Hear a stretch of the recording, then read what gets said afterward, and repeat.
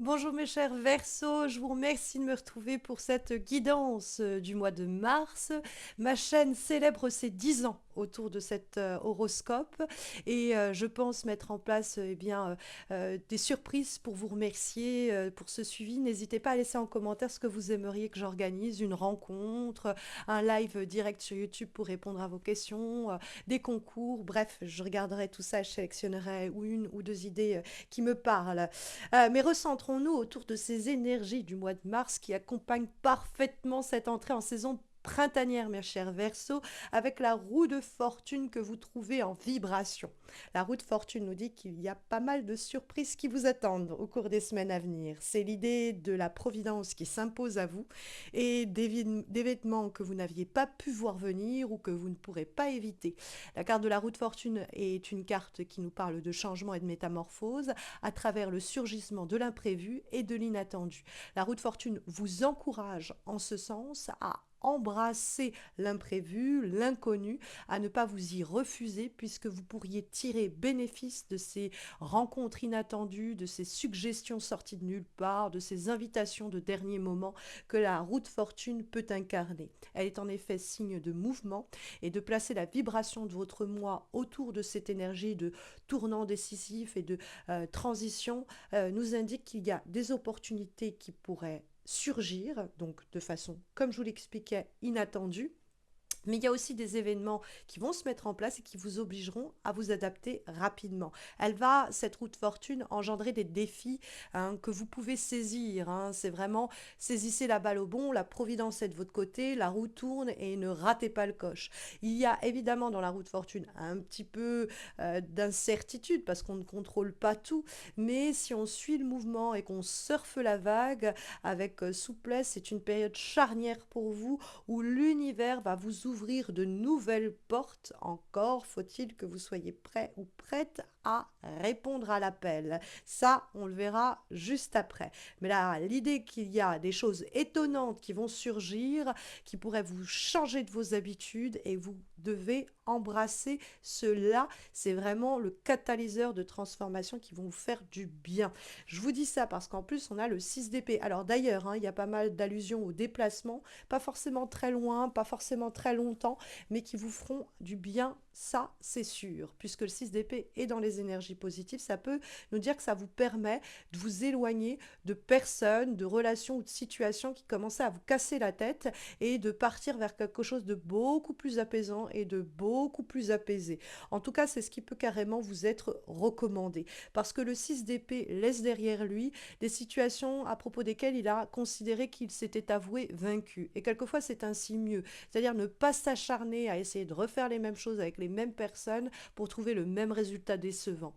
On va s'avouer vaincu là-dessus, se dire j'en ai marre de ces disputes, j'en ai marre de ces échecs, j'en ai marre de cette affaire, je veux à présent de la sécurité, ou je veux de la paix, du calme, ou je veux que les choses bougent, et je vois bien qu'ici c'est limitant et c'est limité, donc je vais poursuivre ce changement, embrasser ce mouvement que la carte va signaler. Ça peut être un voyage, une transition professionnelle, un déménagement, mais en tout cas c'est une évolution où on laisse derrière soi des schémas ou des conflits qui n'ont plus lieu d'être. Ça peut être un déplacement de nature mentale, c'est-à-dire que je m'éloigne de ce qui me tracassait, de ce qui me au quotidien prenait la tête et je me rapproche d'une situation, d'une relation ou de personnes qui vont me porter vers des eaux plus calmes, c'est-à-dire vers quelque chose de plus apaisé. C'est vraiment la meilleure décision que vous pouvez prendre en ce mois de mars. Et peut-être faut-il s'éloigner de ce signe de feu, ce cavalier de bâton qu'on trouve dans les obstacles. Alors ça peut être quelqu'un. Le signe de feu, c'est Lion, Bélier, Sagittaire. Ça peut être aussi quelqu'un qui nous rentre dedans à chaque opportunité qu'il a. Ça peut être quelqu'un qui nous presse d'agir. Ça peut être quelqu'un qui essaye de nous forcer ou nous imposer une direction et de qui on va s'écarter très simplement. Donc si c'est une personne, le cavalier de bâton nous met en garde contre l'idée de essayer de la convaincre de quoi que ce soit.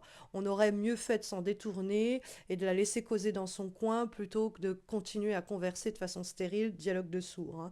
Donc il y a le besoin avec le pape de faire preuve de sagesse et de ne pas s'enliser dans des dialogues peu féconds, voire carrément stériles, avec ce cavalier de bâton qui veut toujours avoir raison.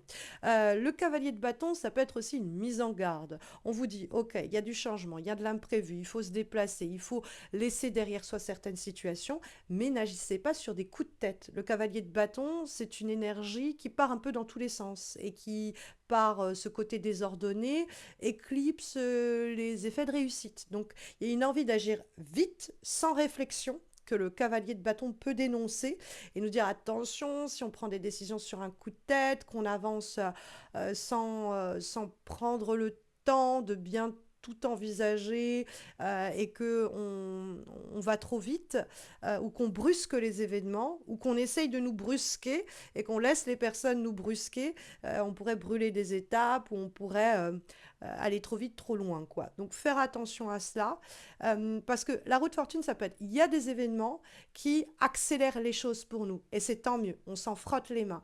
Mais il ne faut pas qu'on soit nous-mêmes l'accélérateur des choses. Comprenez la nuance, c'est-à-dire je ne braque pas la situation, je ne force pas la rapidité des événements. Si cela se produise, eh bien j'embrasse ce mouvement, mais je n'appuie pas en plus de ça sur le champignon, parce que sinon ça va aller bien trop vite et puis il va avoir un accident sur le chemin, quoi. Donc faire attention à ça. Mais c'est vrai que avec le pape derrière, j'ai l'impression qu'on vous dit de vous tourner vers des relations, des situations et des personnes qui sont plus empreints de sollicitude, de bienveillance, d'empathie, d'écoute, de conseils que les personnes qui vous pressent d'agir en fait.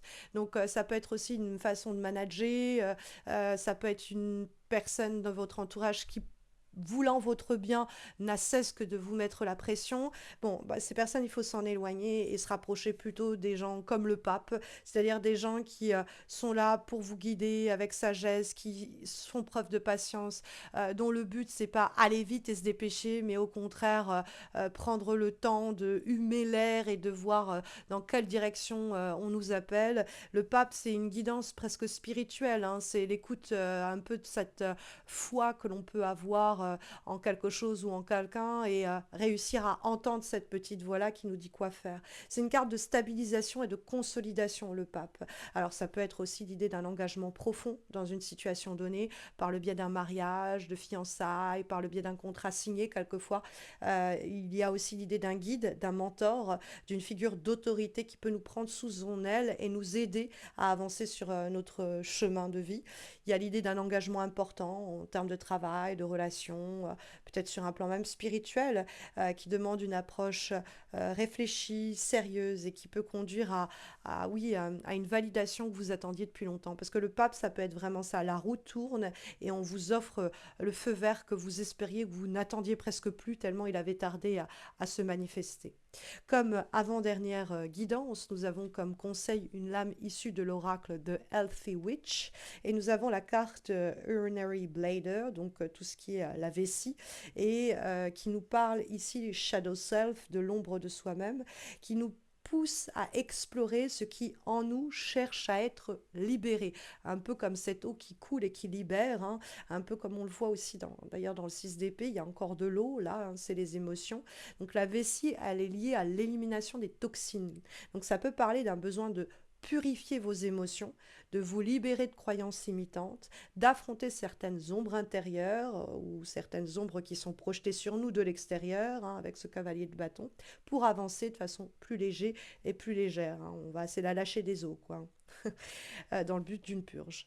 Et puis comme dernière recommandation et dernière guidance, hein, mes chers Verseaux, pour ce mois de mars, nous avons une lame issue cette fois-ci de l'oracle Hummingbird Wisdom. Et nous avons Listen to the Call, hein, répondre à l'appel, qui vous invite à écouter votre intuition et les signes qui, en ce mois de mars, route fortune, se présentent à vous. Quelque chose vous appelle à évoluer, quelque chose vous appelle à sortir d'un cadre obsolète. Et il est temps d'écouter cette voix intérieure qui sait déjà où vous devez aller. Donc répondez à l'appel du destin, pourrait-on dire aussi avec cette roue de fortune. Il y a vraiment l'idée que vous pouvez faire confiance à ces événements inattendus de la vie, accueillir cela avec beaucoup de sagesse parce que vous avez un mois de transformation vers plus de paix qui est à portée de main sur les semaines qui viennent. Sachez que si vous avez des questions sur le plan sentimental, j'ai réalisé des guidances amoureuses annuelles que vous verrez apparaître en suggestion dans le cadre d'une playlist dans quelques secondes. Mais je vais également poster des guidances amoureuses trimestrielles pour la saison printanière. Je le ferai en mars, donc n'hésitez pas à vous abonner pour ne pas les rater. Ça vous permettra de ne pas rater aussi les horoscopes de avril. Et puis soutenir ma chaîne également, hein. Si vous vous abonnez, que vous laissez un commentaire, que vous likez la vidéo, c'est tout autant de moyens de me soutenir, moi et ma chaîne qui existons depuis 10 ans pour ces horoscopes de mars. Et à ce propos, justement, je vous disais de ne pas hésiter à me laisser un commentaire pour m'expliquer comment ça résonne en vous ce mois-ci, mais aussi à me laisser un commentaire pour me dire comment vous voulez que je célèbre ces 10 ans à vos côtés, par un concours, par d'autres suggestions que vous me ferez. Je mettrai ça en place dès le mois de mars.